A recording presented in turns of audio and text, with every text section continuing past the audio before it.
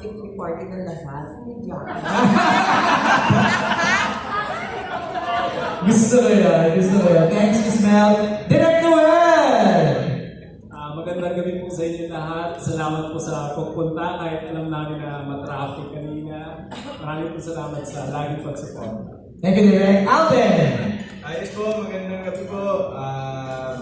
Excited po kami to be here tonight. It's been a while. Parang kailan lang yung last MMFF, Pasko na naman po ulit. Pero we're very happy po that we were able to create a very beautiful film na naangkop po para sa Kapaskuhan at syempre higit sa lahat para po sa pamilya. So, tulungan niyo po kaming mag-spread ng positive words about the film and maraming salamat po for being here. Thank you, Alden. Of course, Ate Shawi! Everybody, salamat na hindi nyo kami ng oras ngayon. Alam namin na medyo may labang malakas na nagaganap sa Araneta ngayon. So, matraffic talaga. But thank you for joining us. We really appreciate it. We're very proud of our movie. We saw the whole thing just a few nights ago. Yeah, I'm very proud to present it to all of you and of course the movie going public. Ayan. Okay. For the very first time, ipapalabas natin ang full trailer. Let's go! Na ang family of two! Hindi mo nakita? Ito na. Sabay-sabay natin panoorin. Let's watch this.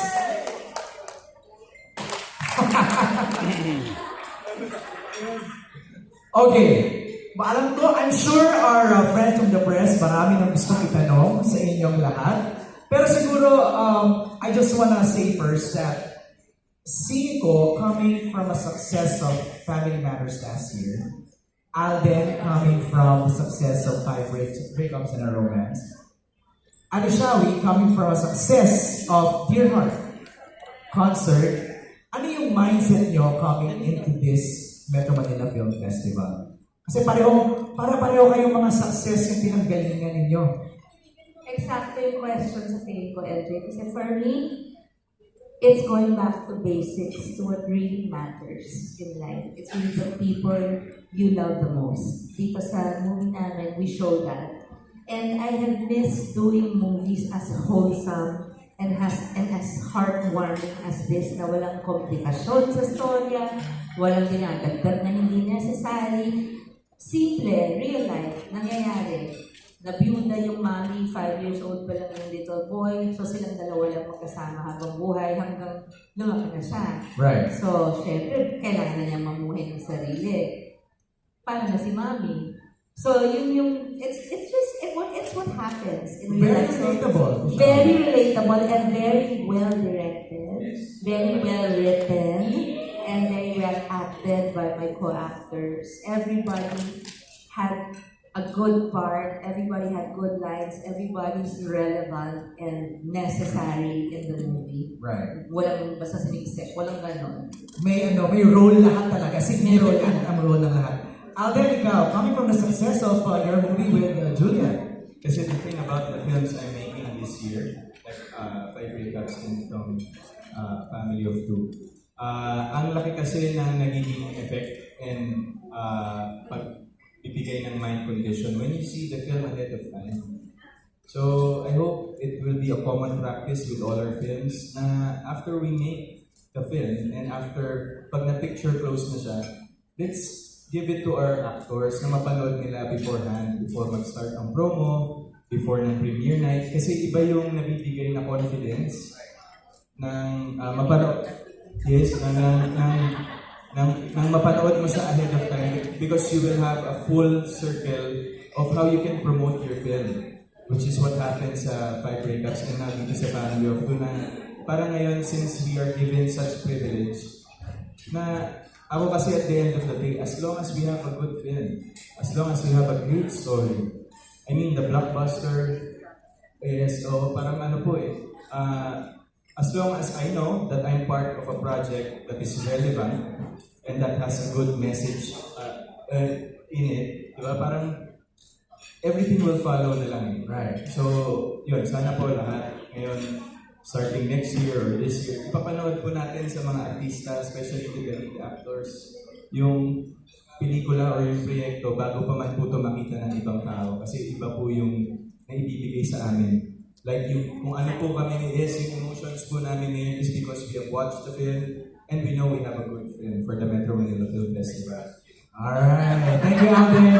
Direct Noel, ikaw naman. From Family Matters last year to this.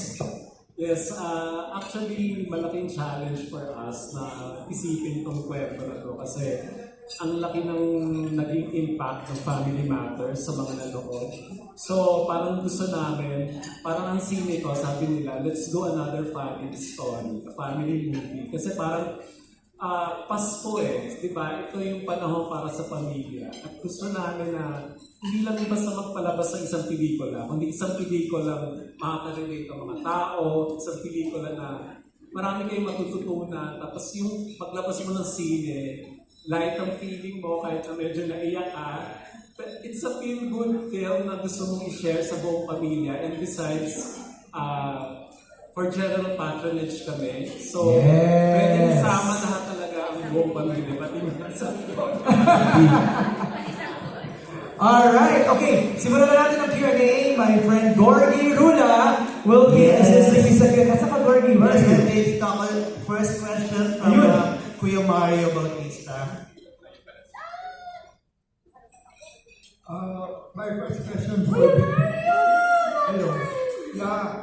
Would be for Sharon, of course. The first time that you joined the Metro Manila Film Fest was exactly 20 years ago, in 2003, with Crying 20 Ladies. years ago. Yes, Crying Ladies. I thought you were gonna win there, the Best Actress Award, but you didn't. Si Hilda ang nanalo for Best Supporting. It's okay, I got naman the people's choice. But then you joined again in 2006 and you won for Manopo 6, I think. Right, yeah. A mother's story, which is also the story of a mother with Hajo Bangista, if I remember. Right, na maraming problema. Yeah, so since then, this is the only time that you're joining it again after so many years. Yes. What do you think is your fighting chance in the awards night? Awards agad? Kasi nakita ko yung Ito Mario, ako na po sasagot niya. There's a scene. Nakakaya naman. There's a scene po Si Direk si Alden na lang. in the film na sana po yun po yung markahan at tandaan ng lahat. Kasi syempre, ang hirap naman pong sagutin talaga ng question. So ako na sasagot for you. May scene po doon na si Miles po pumunta sa bahay namin and asked and said goodbye to Mami Marigar. And then there was this scene, like 15 seconds of silence na nung nalaman ng character ni Mama yung na isa siya sa reason kung ba't hindi makasama si Mateo po kay Sari. That scene parang hanggang ngayon hindi ko pa rin siya makalimutan. Yun ang favorite scene ko. Hindi nga eksena ko po Yun yung favorite scene ko kasi from nothing direct, from a smiling parang accommodating emotion.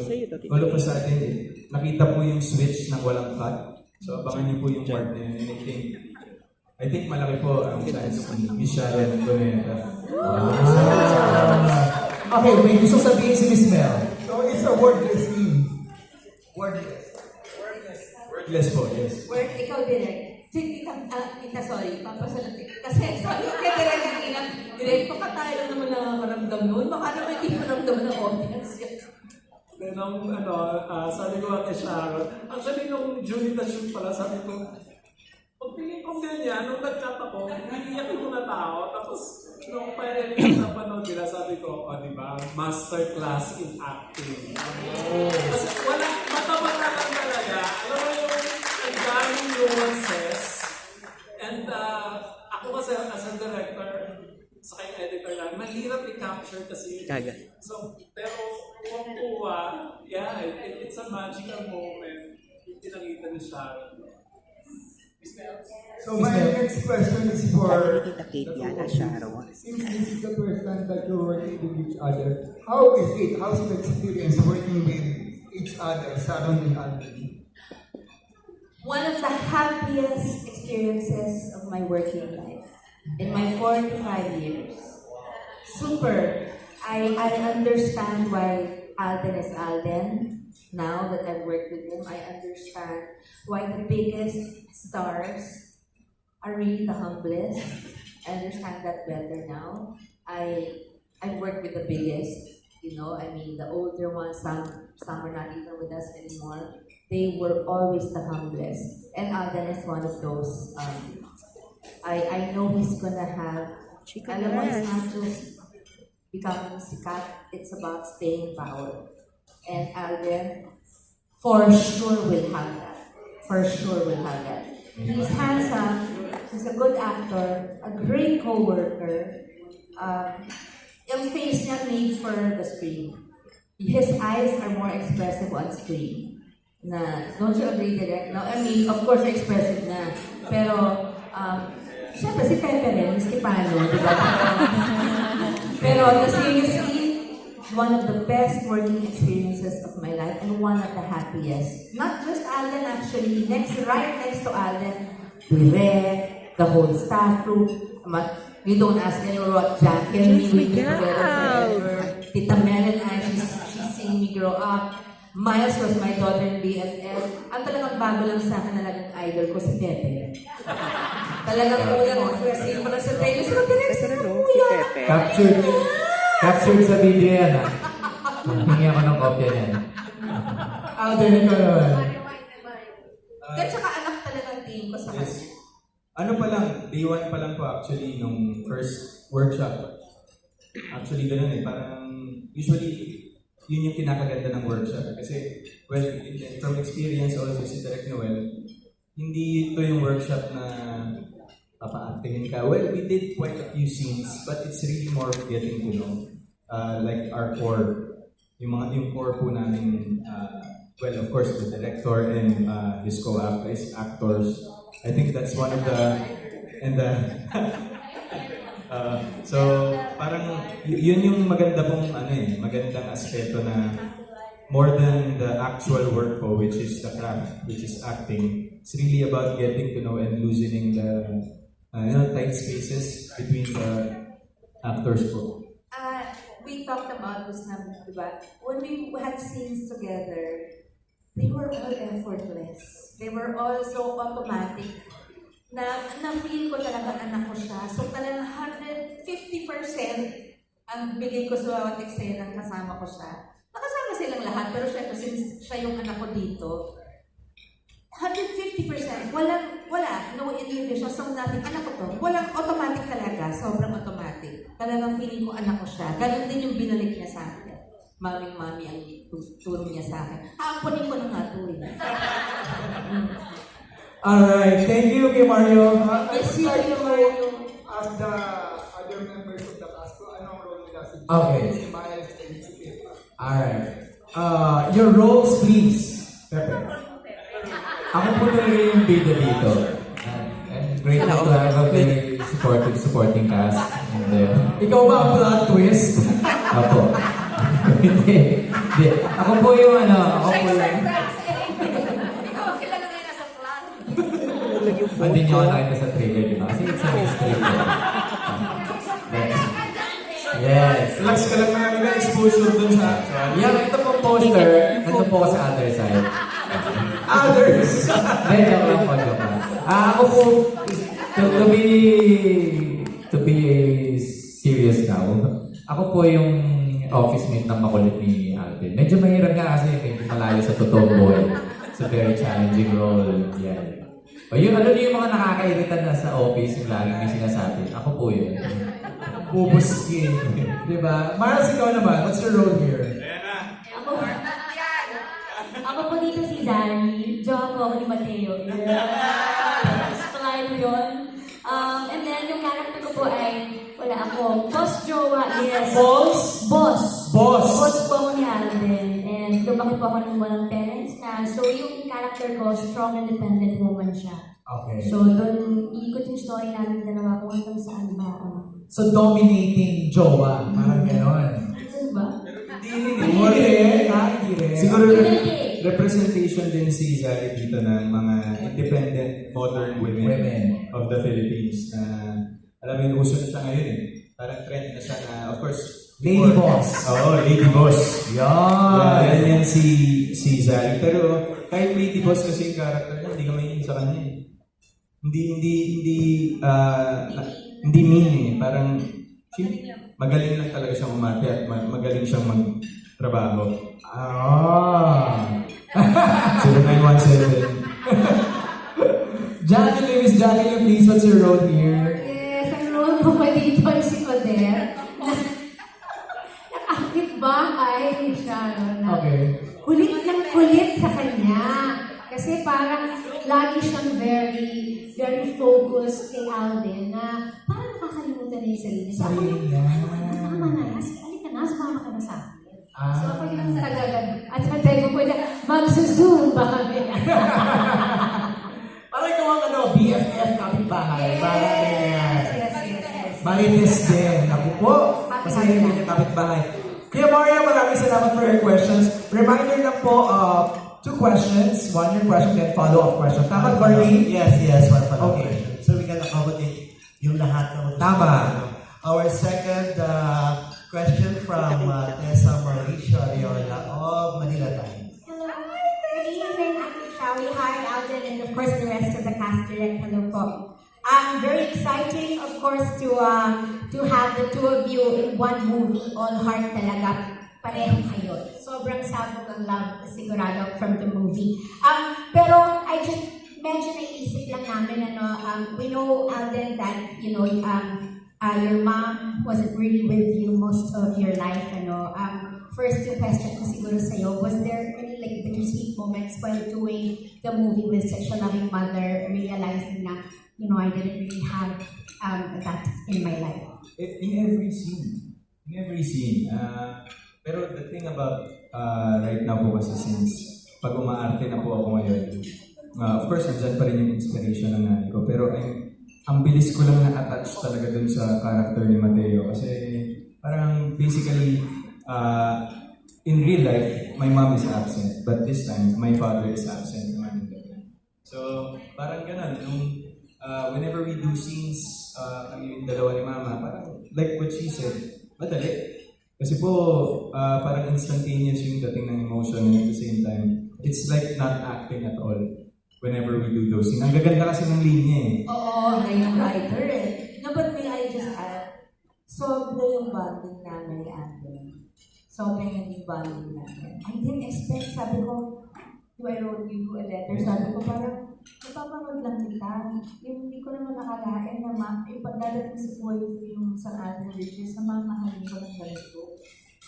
Ganun, kasi I wrote him and Miles. Hilig si mama sa letters talaga. Long, handwritten letters. And direct. And so, parang I'm so grateful for this project. Super grateful. Tessa? Oh, just pwede pa one more, diba? Go ahead. At sharing with you naman, that this MMFF, of course, is very, very star-studded. And we asked the same question of course, Ate Vilman and Dilly. Oh, yes. We asked her, obviously, wala na pong, challenge when it comes to the acting, to whatever you're doing on screen. But, the MMFF is coming at a time when we really need people to go back to the cinemas. Meron po ba kayong nafe-feel na doon naman yung challenge na kailangan namin maibalik ang mga tao sa cinema? Oh my God, yes. In fact, saan ako interviewin, napopromote ko pati movie ni Ate V. Tapos yung ibang entries, like when we were in Family Feud, di ba? We also promoted for Ding Dong yung movie niya with Maria. Kasi it's a family. Showbiz, the Philippine showbiz industry is really a big family, one big family. When it becomes weak, it affects all of us. So when a movie is a hit like Alden's last movie, it gives us all, parang we get a shot of vitamins, vitamin whatever on our arm, na parang it inspires us more and it gives us more hope, a bit more hope to, just push forward and keep making movies because we still have an audience for our very own. And the thing about the Filipino audience I have learned growing up in this industry is that they will always fall in love with, I am a K-drama fan, you will fall in love with foreign singers, but you always, always, always go back to your very own. You'll always look out for your own. You'll always just love and adore your very own favorites, your homegrown favorites. That is over history. That is a tried and tested thing. So now that there are such good entries in the Film Fest this year, it gives us more excitement, gives us more hope. Siyempre, we hope that our movie becomes #1. But I mean, who's gonna get hurt if Atabi's movie becomes #1? I mean, as long as people are coming into the theaters and watching us, that's what matters to us. Very excited because they're all great entries. Tsaka iba-iba yung tema. Iba-iba yung tema. And at the same time, we're also confident about our movie because it is very simple, and the beauty of our movie is in its simplicity. I'm sorry, my God, it's like Dear Heart. It's like Dear Heart, my first movie. It's like truth, beauty, simplicity. So I find those three things in this movie as well. That's why I said I miss making movies like this. I mean, people that I grew up with, sila Kuya Mario, they know that. It's like going back to that, but at a different age na. So I'm very excited for it. I am so in love with this project. You know, and just a bit of trivia. It fell on our laps. We were focused, Alden was focused on other movies, Miles had other projects, Jackie, I'm sure Tita Mel also, and it just came, out of the blue. There's an offer for you from CINEKO. Okay, what's the background? They did Family Matters. Oh, great. The directors, I've never worked with Nuel, but Family Matters, okay. That's a good movie. And, okay, blah, blah, blah. And what is that? ALDEN RICHARDS, and the script was by Tita Mel. For me, that was no question. I mean, I didn't have to read this. I didn't have to read the script. Just know the story. I knew it was going to be handled by a master in writing, and having heard about Family Matters before seeing it, I knew it was going to be directed by someone who knew what he was doing, who later turned out to be a master. Yung pinag-uusapan namin ni Alden lagi. Direct Nuel is so simple. He's parang kala mo, dead mo lang. But the minute, sobrang bait kasi, but the minute he gives you instructions, directions, he knows exactly what he's doing. And that comes from someone who's worked with the best. You know, parang, this was God-given, this project. It just fell on our laps. And I think it's because it's the right time for this kind of a movie, for the Filipino movie-going audience to watch. I think at this period in our lives, it's about time for a movie like this. Like Family Matters, but may I say better? Sorry, kahit home syempre kami to. Okay. Yeah, so I'm just so proud of it. It has that vibe. So it's a feel-good movie. Mapagmalaki ko lang din, yung kwento mo, yung nanood yung bookers. Dili ko, yung ako na lang, na. O basta yung mga nakanood, kahit lalaki, pumapalakpak at umiiyak. Kasi it's a kind of movie na you're smiling, tapos magugulat ka kasi tumutuloy yung luha mo, di mo alam bakit. And then you go out, it's a feel-good movie. And parang after you watch, you're going to visit your mom or your dad. Yeah. Alright. So thank you very much. Gordy? Yes, our next question from Alan Policarpio of Inquirer. Alan? Good evening po. First question po for Ms. Sharon. So yung character niyo po dito is very attached to his son, and then parang medyo nalungkot siya kasi he has to go away. Kayo po ba sa mga parang you also dread the time that your children will have their own lives? I've been through this twice already. I have 2 more to go. Mia is leaving next year. When I brought Casey to Paris in 2003, and then I brought Frankie to New York in 2019. Buti na lang she had a gap year kasi COVID happened. So we sent her back home. And then now she's there. When she graduates, Mia naman kasi ito pag-gap year after high school. So she's still in that gap year. Siya naman yung aalis. So parang, wow, thank you. Lahat kayo nila.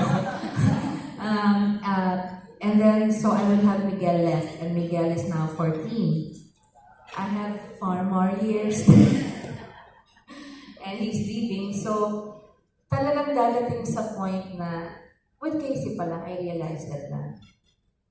Parang after college, your children talaga, from college pala and after, will leave you. They will live their own lives. And since I was also like that, it happened to me, it happened to my brother, so I'm sure my parents went through a lot of the emotions I've had to feel also, that I went through also. Ano na yun, you're kind of thinking you're prepared, but every time, now si Frankie pa lang kasi yung labas-pasok, uwi pag may bakasyon. Tuwing nga alis siya, pananinadurog pa rin yung puso ko. So, she's graduating next year. Thank you, Lord. And then when Mia goes, it will be the same. Because the point of it all is may kulang na kasama mo at lumabas sa'yo. So when that happens, it's heartbreaking. It's heart-wrenching for a mother. But, like I said, nung nag-18 si Casey, there are 2 gifts you give to your children. I don't know where I read this, but I said, first you give them roots, and then you give them wings. And when you give them wings, you don't pull them back. No, you just keep on reminding, little by little. And then you just have to trust in the way you raise them. And if they decide to be something other than what you expect, then that's their life. So you will love them anyway. So basta I'm prepared for that, but I already know I'm going to cry and cry. Parang another masterclass naman this time in motherhood. Nako, ako magaling akong nanay. Ano man sabihin nila, napakabuti kong nanay. Diyos ko, mamamatay for her kids. Pero sobrang busy. Yun lang. Nanakawan ng panahon with children kasi kailangan mo ng kabuhayan. It's the inevitable talaga, you know? You really have to let them fly. Yes. Okay. Alan? And I'm proud of each of them. Proud of each of them. Thank you, Sharon. Second question for Alden. With all the things you've achieved, ano sa tingin mo yung magiging reaction kaya ng mom mo? And do you think at this point you've already made her proud? Kala niyo mapapaiyak niyo ako. Hindi niyo mapapaiyak. Joke lang! Hindi, pero hindi. I mean, tapos na ako kasi sa stage na yun of mourning for my mom. And all the things I've been doing naman since I started show business is I know down to my heart it's for her. Because this is her vision, this is her dream for me.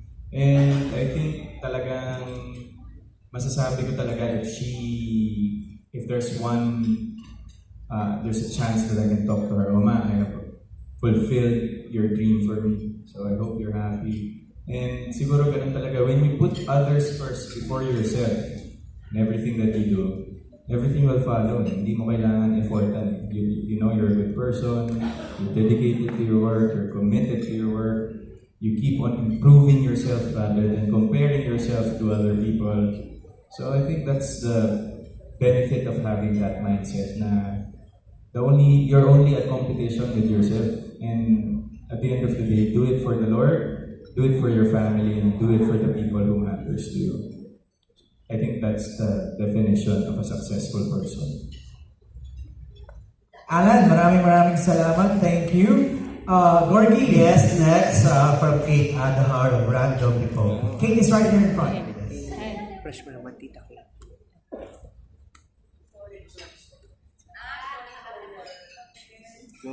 Hi, good evening. Okay. Hi, good evening.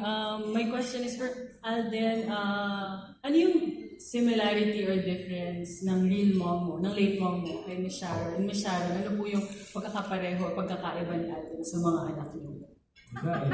Pareho. Kaya hindi ako nahirapan talaga to I don't really call kasi acting as performing, but wala everything just goes naturally. Siguro isa to sa mga first film or first projects na nagawa ko na when I hear the word action, parang hindi ko siya narinig. So, very natural, very seamless ang flow, and being able to work with Direct Nuel, it's my first time also to work with him. Diretso lang eh. Kasi I don't have anything against other directors, but yung style kasi ni Direct Noel, diretso lang siya, but he will not break your heart. Simple lang. Pero, and then the way he requests you to do something is so sweet and respectful. But oh my God, he's right. the way you want me to attack. That's right. You'll never think twice. Wala. At saka di ba parang Tapos grateful ka after, ay salamat. Pinagawa na di ba magkakaningan ng actors yung feel na all the more you put pressure on them, the more they can perform well and the more they can act well. So ako po kasi, case to case depende kapag yung pressure sa akin, dalawa yan. Either it makes me perform better or it makes me clam up or shut up. Kasi, well, in acting, ganun. The more you put pressure on me sa acting, the more hindi ako makaka-perform. So, experience ko rin with other films na ganun, parang also like 5 breakups. Sobrang relaxed din yun. You know, when you're relaxed, di ba, parang when you're relaxed, I'm not saying in acting lang, but in other fields of work, when you're relaxed, you tend to think better, your thought process is in order, and everything will flow naturally. Kay Direct Noel kasi, wala nang question yan eh. Can I just add, kay Direct Noel, you want to give your best. Kasi hindi ka nalilig yan eh. Oo, parang gusto na, ito siya parang just do, if you do this, ganyan siya, if you do it, ganito, sure, sige po, parang, oh my God, alam mo, nagiging na siya naman. Kasi parang he's so humble and so, but you know, there's a master behind all that sweetness. He does not impose anything. You don't impose anything on us. Wala. But we really like to deliver what you want, just because you're you. And then when we were able to deliver it, we feel so good about ourselves also. That's the way you make us feel. Saka nandun po si Tita Mel may police kami. Oh, may pagkasal pa. May police. Oo. Parang nakakatawa sila pag partner ni Direk. Nakakatawa sila. Si Direk, si Tita Mel yung, alam mo Alden, ayaw kita ha. Ayaw kita noon ha. Pero today love kita. Today nilove kita. Kasi hindi kita kilala noon eh. Tapos nung sinabi niya, 12th anniversary mo na pala sa December 8. Pero mo yung 11 years, wala ka pa kasi ayaw kita. Ngayon 12, nilove kita. Hindi niya kasi kilala. For Alden na lang last, kasi dun sa movie, you were setting her up for a date. In real life, would you set up your dad for a date? Ever? For a date? Honestly, yes. Pero sa totoo lang, ang question, balik natin sa tatay ko, kailangan pa ba na ako? O kaya niya na yun? Pili ko kaya niya na yun.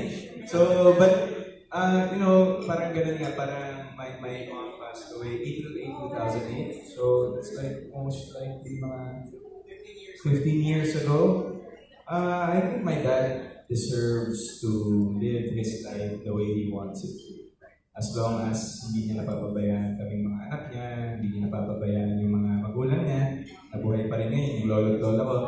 Yes po, so I think the essence of family should be secured and defended all the time. So as long as he's able to do those things, I'm all for supporting him kung anong gusto niya mangyari.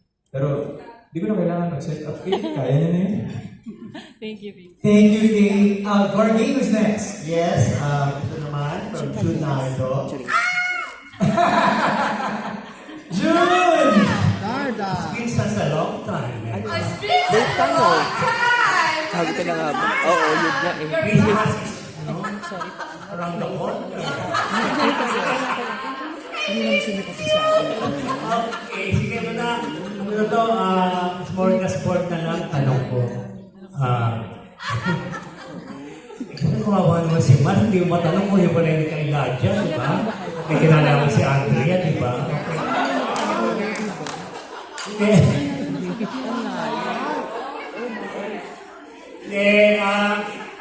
Mas panalang namin magandang pelikula to, direct Naval. Marami magtatanong, dalawa sa aking tanong ko, naging isa na lang. Diba? Anong plano nyo this Christmas? Yun na lang, para basic. Parang napagod na si June. Sige na lang. Diba, nakakapagod si Sharon. Ano ang plano nyo this Christmas? Flowing miles. Oh, miles daw ako na. Miles. Sige mo lang. Okay. Sige po. Sige. Ako po, isa lang po. to be with my wife as she gives birth. Kasi baka Christmas December 17 expecting na. Yes. May Capricorn. Yun, so sana nga Capricorn. Yun lang po. Miles, may gusto ka sabihin sa akin. Ako po syempre, ang Christmas ay para sa family. So, kasama ko pa ang pamilya ko sa Pasko. Wala nang iba. Pamilya ko po, friends ko. Except, okay. Sila mama, sinimator po kami. Manonood po kami, sabay-sabay. Sige, naman, si Kyle muna kami. Sila Megan, Alden. Sila lang. Mass with the family and then lunch the whole day with my brother's family, my husband, Ricky. Ganun lang. Okay. Buti ka pa may husband, si ibang nga dyan. Gaya nito. How are you, Jackie? How about you, Jack? Na dati kariban mo si Sharon, ngayon kachika mo na lang, di ba?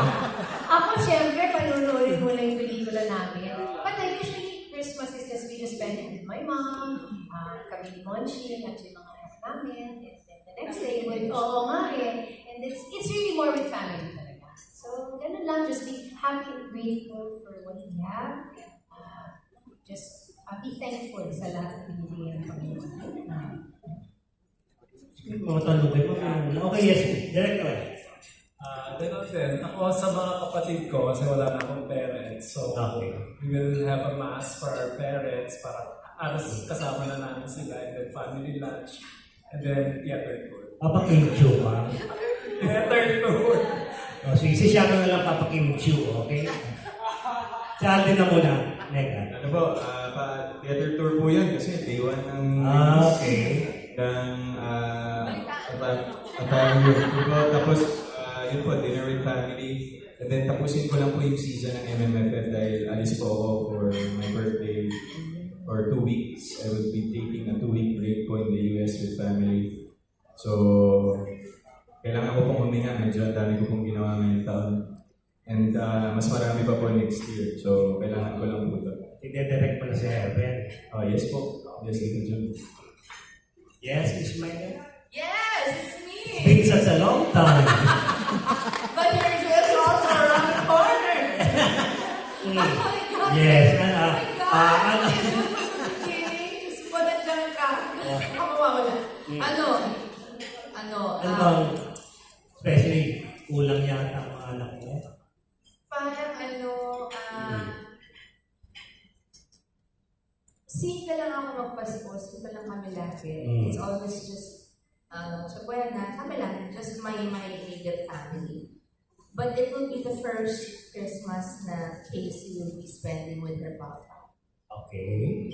So she was asking me, but I said, I was just about to tell you, I was just about to text you to spend it this year with him. Because he's 60 now and they've never spent Christmas together. Tapos, so it's gonna be different for me. A little sad, a little, but happy. Okay na, as I'm happy for them also because they're making up for lost time. So, ano lang, simple, same pa rin, kain lang, tapos dadasal kami, tapos mag-open ng konti lang na gifts, like siguro 5 each person. 5 muna, kasi the next morning yung talagang grabe naman. opening na yun. Makaisip yun naman yan. Pero ako, I announced, yung hiningi ko talaga sa Instagram ko na I have way too many things. I can't ask for anything material na. I just really want yung mga gustong mag-gift sa akin sa Christmas at sa birthday ko, which is 4 days after Alden's birthday,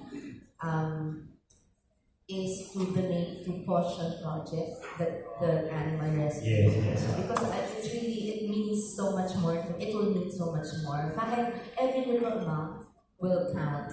So that's my request. If you can write about that, please help me spread the word. Because it's very expensive to maintain all the rescues. And if there are people that want to adopt dogs from there, they're very well taken care of. They're very well trained. They're so sweet. They need love. That's all. And Aspens are super smart. I have one rescue. I just cannot have more than one because my children have asthma. So all the many dogs I have to be as close to hypoallergenic as possible. Although they're not really 100% hypoallergenic. But, yun. And I'm also taking a 1 week long break for my birthday. Dito lang sa Asia with my family. Because God has been so good. I'm doing so much work. So much work. Parang hindi ko lang paano ko isisiksik sa taon yung dumating na movie offers. And then, concerts are tuloy-tuloy. With or without my dear heart partner. I will have a concert tour in the States and a concert here and there, you know. So it's kind of really busy. And I'm very thankful to God for that. Okay. Good luck and congratulations. Thank you, Julie.